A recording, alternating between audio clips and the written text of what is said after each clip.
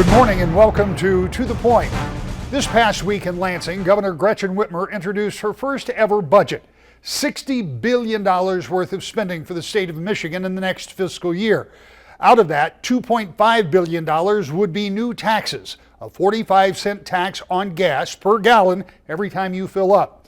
And that $2.5 billion has been the focus of most of the conversation surrounding the gas tax. The governor addressed that in her budget presentation. No one likes to raise taxes. I wish I didn't have to come here today and put this budget before you, because I know it's hard. But the hard truth is we've got to get to work.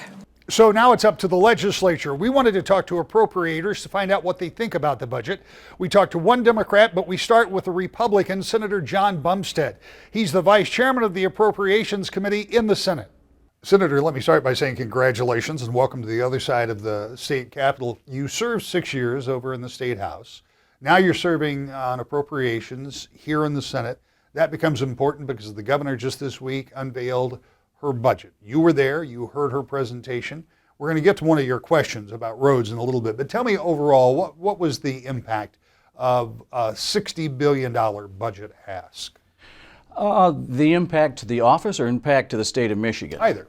How did you take it, or how does it impact your constituents? Hearing from constituents, they kind of knock the air out of them a little bit. We haven't received any positive phone calls in the office regarding people are opposed to such a large increase, and we need to take that seriously. But all in all, we have to keep an open mind, and we still have to work together with the governor and get budgets passed. So we have to approach it with an open mind. When you talk about the phone calls you're getting, I'm going to make the assumption that those mostly are focused on the proposal to raise the gasoline tax by 45 cents a gallon. Correct. So when you start talking about the impact that has on folks, I know you were talking about how many miles you drive, more than I do, to be sure. It varies from person to person, but it has an impact on everybody, and I assume that's what you're getting calls about. Yes, just working families. You know, if we are asking them for another $500 to $1,000 a year on a vehicle, that's a lot of money. And how do we offset that with a working family? I think it's going to be a tough sell for working families in West Michigan. One of the things that the governor talked about was this $2.5 billion, and that was the number it was going to take to get roads to 90% down the road, a decade or so. This comes a few years after the number was $1.2 billion that was going to go to the roads. So it's only now being fully implemented. Correct. In there. Yep. So is this a matter of, as she says, a lot of deferred maintenance, a lot of things that we haven't done to the roads, and as she put it, decades of disinvestment? You know, I think we addressed a big part of the problem and issue in 2015 with that proposal that doesn't come into full effect in 2021. You know, over between 2018 and 21, in the 34th Senate seat alone, we're going to increase our state allotment of almost $7 million, close to $50 million in my 3 counties in the 34th Senate seat. So, you know, dollars are coming in. It's just going to take us time. And that was the original reason we passed that package back in 2015, not all the money all at once, because it's going to take the construction companies time to ramp up. It's just going to take us time to get the problem fixed. Can't do it overnight. You know, it's such a small window of time to work on the roads in this state. What does that then say for you and your colleagues that will be on the Appropriations Committee, and obviously your Democratic colleagues as well, when you start to consider that request for $2.5 billion at the 45 cents? Now, I should point out there might be other avenues to generate that money. It might not end up being a 45-cent gas tax. But before we get to there, let's talk a little bit about the total dollar. Is that the right dollar figure? Is $2.5 billion where the state needs to position itself? You know, that might be a high number to start with. Maybe we can negotiate somewhere in between. But, you know, I'm hearing from folks, let's see what happens. You know, they're still not happy with what we did in 2015. Let's see what happens with those dollars. And with a good economy, with the dollars that come into general fund, maybe we use more of those dollars to back up the $2+ billion we need. When you talk to your constituents, obviously they have concerns about that. On the other hand, you have 3 pretty big counties, and you got a lot of roadways up there. I assume they have concerns about their roads like other places, though you were talking about the general condition of your roads probably pretty good. Yeah, I'm very fortunate. My counties, they've done a very good job over the years maintaining the roads. You know, you have your spots where it's, you know, they're a challenge, but all the roads can't be perfect at the same time. You know, we have X amount of dollars and time to do that. But the counties have done a very good job in Oceana, R-Newaygo, and Muskegon County, I believe. And some of the cities, you know, we need some work on and bring them some more dollars. But I think the package that is coming in to full fruition in 2021 will help a lot of the cities as well. One of the things the governor talked about in her budget presentation, and I've heard a fair amount about this, and I'm a little surprised that people picked up on this so quickly, but one of the things the legislature does, and it's not just this legislature, it's happened for as long as I've been here, is when there's a need, they try to shift funding. It happened in the Granholm administration, it happened in the Engler administration, it happened in the Snyder administration.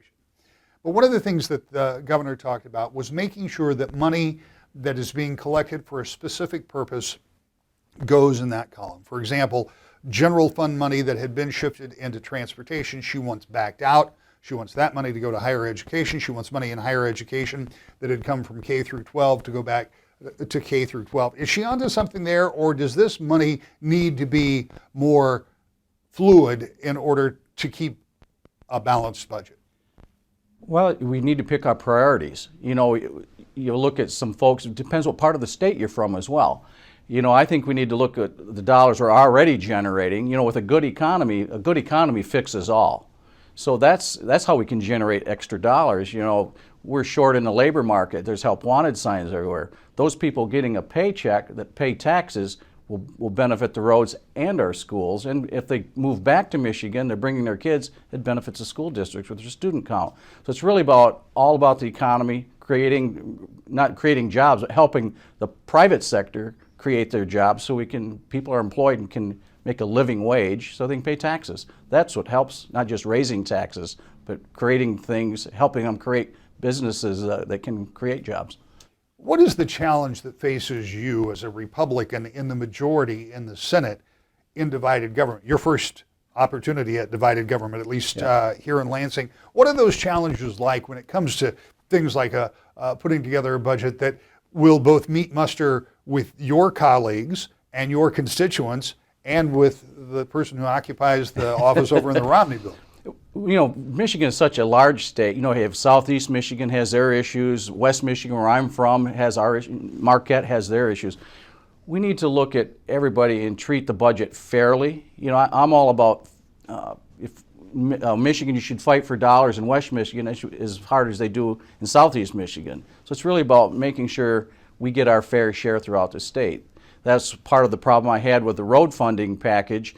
Is the new package that the governor proposed at 45 cents is not going to run through Act 51, and that concerns me in West Michigan because, you know, I'm afraid that our districts will not receive much of those dollars of that 45 cents per gallon tax increase. And I think we ought to expand on that a little bit because I regularly reference PA 51. It was the Public Act 51 of 1951 that is the distribution formula that has been used ever since for money that goes into the transportation department. And that formula would not be used, according to the governor, if this 45 cent per gallon gas tax was established. Instead, it would be a commission that would choose based on need, correct, based on usage, like more heavily used roads, and I assume that means interstates and that type of thing. So rural roads, as it was presented to me after you asked your question in committee, somebody said, well, rural roads north of Kent County aren't going to see much of that money, and that's your concern. That would be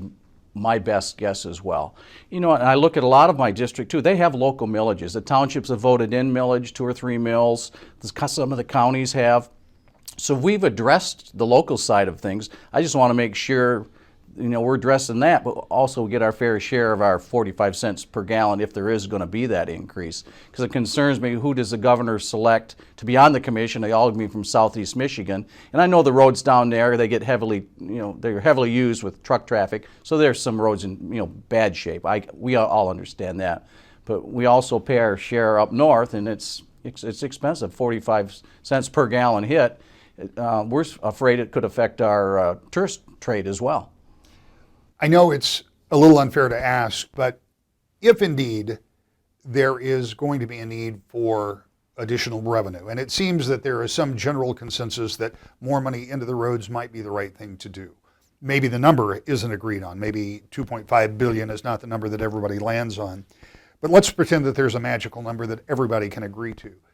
Is it possible? Is it plausible? Should people who are watching this show this morning think that that money may be generated, but it may not all come from a gas tax? In other words, is there some kind of a blended solution that might be worked out that would find different sources?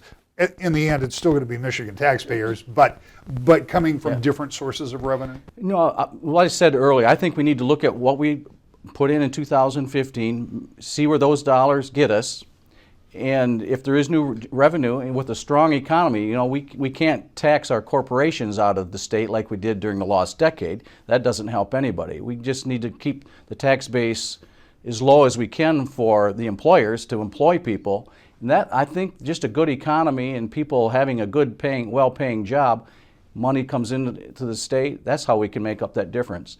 But you find out in Lansing, if you're here long enough, when there's extra dollars, each group of people want a million here, a million there. Let's concentrate, find our priorities, and spend our money accordingly. Final question, it may be unfair to ask, but I'll ask it anyway. What are the odds that a budget gets done before summer break, the way it has for the past 8 years? I think the odds could be pretty good. I think we'll get a better feel over the next month, probably. But I think we all want to get that accomplished because it really benefits their schools so they can do their budgets. When we come back, a view of the budget from the other end of the Capitol and the other side of the aisle. That's next. To the Point. Welcome back to the Point. Representative Jon Hoadley is from Kalamazoo. He is the minority vice chairman of the House Appropriations Committee. We talked to him about the governor's budget proposal. Representative, I want to talk to you about the budget as the head guy for the Democrats over in the House. When you take a look at this, you're going to have a lot of input. But before we get there, I want to talk a little bit about the election. I know it's already March, and so we seem far removed, but you and I haven't had a chance to talk. There were several important things that happened in the election, particularly from your perspective. You were the guy that was in charge of trying to get Democrats elected over in the House. You were successful there by picking up 5 seats. Is that right? 5 seats picked up over in the Senate. Democrats swept on the constitutional offices, but perhaps the most important thing on the ballot for you was Prop 2, and that was the redistricting thing that you and I have talked about now for 5 years. That was a big change, and in this budget, there's about $10 million for implementation, 9.6 for Prop 2 and Prop 3. So that's going to become a reality. How big is it that redistricting is going to be changed in Michigan? This is something that I've been talking about for 5 years, and it was so important that we got this done. And it actually, I think, was a great example of where when you ask voters to be serious about work, they are ready to dig in. That's why we saw overwhelming support for both Proposals 2 to end gerrymandering and Proposals 3 to promote and expand access to voting. These are going to be important as we think about the next 10 years for the state of Michigan. We know that Michigan is one of the most gerrymandered states in the country. And so by taking that power away from politicians and putting it back into the citizens' hands, we're going to see more fair lines. And what that will do is make sure that politicians are accountable to the people. And when they are worried more about what the people back home care about as opposed to the special interests in Lansing, then we can actually get good things done. We're already seeing that right now by having divided government in the state of Michigan. People are a little bit more willing to work together. So I only see more of that coming because of Proposals 2 and 3's passage. In your position on appropriations, you're going to be dealing with the request from the governor for $60 billion in spending. And we should point out, and the governor, I thought, pointed out an important point. The discretionary part of that budget is about $10.7 billion, which is what it was 20 years ago. The fact of the matter is the general fund, general purpose money has not changed dramatically over that period of time. So when you start talking about the things that you can affect, the things that you can actually change, it's a relatively small number because a lot of that is pass-through money that comes from the federal government. Or state restricted funds. That's right. That people have said there's a specific purpose for. Right. So you've already chosen how to spend that money, or somebody well before you got here chose that. So tell me about this budget. How did it hit? You were there in the presentation. I saw you nodding your head a lot during that time. What do you think about it? So I think this is a great place to start. And here's what I give the governor a lot of credit for. Governor Whitmer said that she wanted to end the shell game. So what we've been seeing over the last 8 years has then these gimmicks in the budget that are robbing Peter to pay Paul. And by the way, the Peter that they're robbing are actually our students. So we've been taking money that should have been going from the K-12 budget into the classrooms, and it's being diverted to many other purposes, including some important things like cleaning up the environment, but also things like roads. And so what Governor Whitmer did is say, we know that we need to fix the roads. That's going to require about $2 to $2.5 billion every single year to get our roads up to the condition they need to be. And then she did it in a way that then untangled all the shell games that we've seen over the last few years to make sure that the money's going where it's supposed to be, right? Because that's what we're supposed to be doing in the state budget. And then finally, she put pieces in the budget that would lessen the impact of that increase in the gas tax. I'm not sold that the gas tax is the best or only way to do it, but it was refreshing to actually have a politician say, here's the problem and here's what's going to take to fix it. When you talk about the $2.5 billion, here's the criticism I have heard, and this is not necessarily from Republicans, but this is from some people that are kind of involved in the industry. A handful of years ago, it was $1.2 billion. That was the hard number, and that's what it was going to take. Now they've raised the bar, another $2.5 billion. There's already $4 billion in the transportation budget going mostly to roads and bridges, $5 billion total, but another $2.5 billion. Does the bar just keep moving, or is that the solid number? Is that where we are? Well, so that $1.2 billion number was 10 years ago, right? So just like you started this conversation with, the general fund hasn't changed for the last 20 years. Things have gotten more expensive over the last 10 years. And here's the other part of the problem. We all know this from our homes. If you wait to fix that problem, sometimes those small repairs start to cost a lot more. And unfortunately, the reaction from Republicans over the last 8 years has been to buy a roll of duct tape and say that's going to be good enough to solve the problems. And the reality is that some things that would have been cheaper 10 years ago are going to cost even more money to fix now. And so the consensus from multiple agencies is this is going to be at least 2.2 to 2.8. So that's why everyone's saying we need about $2.5 billion of funding for our roads and our bridges. And, I think that's a pretty solid number. And I would also note those MDOT numbers that said 10 years ago we needed 1.2 have been spot on. So, we're seeing that we needed to keep up with that spending then. If you adjust it for inflation and our needs moving forward, they were right 10 years ago. I bet they're pretty close today. When you say you're not sure that a gas tax is the only way or the right way, does that signal that you think that as this process unfolds, and let's be clear, it is a process, you don't just say, here's the budget, pass it. As this process unfolds, that you and your colleagues are going to have to work to find maybe multiple paths to get to $2.5 billion rather than just the 45-cent gasoline tax? I know that the legislative process requires negotiation. And the thing I think people are not willing to negotiate on is another, half solution. We've seen this 4 years ago where people raised taxes and all it did was slow the decline of our roads, but didn't solve the problem. So I think people in Michigan are saying, we want a real solution to problems. And so, it doesn't have to all come from one pot of money. That's why I'm open to saying perhaps it's some combination. 4 years ago, I was carrying the amendment that said, hey, we should tax heavy trucks more. So, I'd love to bring that back. And, that's not going to solve the problem, but it's another chunk of the problem. And perhaps there's other things that we're going to be looking at in terms of the way we utilize roads and bridges. But at the end of the day, we know what the money that we need is to fix the problem. So let's start getting everybody to the table and finding a solution that actually solves the problem. In doing so in a way that lets us then stop the shell game so we're not robbing money from our schools, that frees up the money so we can invest in clean water, and doing so in a way that also makes sure that we're protecting seniors and low-income folks along the way. When you think about fixing roads, when you think about $2.5 billion, and when you think about how you're going to get there, as you point out, may be multiple paths. Here is a question, and this calls for speculation, so nobody's going to hold you to this. In divided government with an ask for $2.5 billion for the roads, is there an opportunity to say, okay, we're going to go back to the people of the state of Michigan and ask for this money to fix the roads because they need to be fixed. At the same time, is there an opportunity for you and your colleagues to come up with relief in the form of no-fault auto insurance reform that might actually put money back in the pockets of people to at least partially offset what you're asking for? You know, I think there's a lot of opportunity to overlap conversation when we're talking about your auto insurance bills and you're talking about making sure that we actually fix the roads your autos are driving on, right? To me, and I think a lot of people, these things go hand in hand. You know, there's opportunities that we can have right now that actually could lower the cost of our auto insurance and save drivers money. By the way, you know, it's a small portion of it, but the fact that we're getting dinged by $562 on average every year fixing our cars across the state, and by the way, more in Metro Detroit area, that drives up the cost of our auto insurance, right? So we're getting pinged from multiple directions.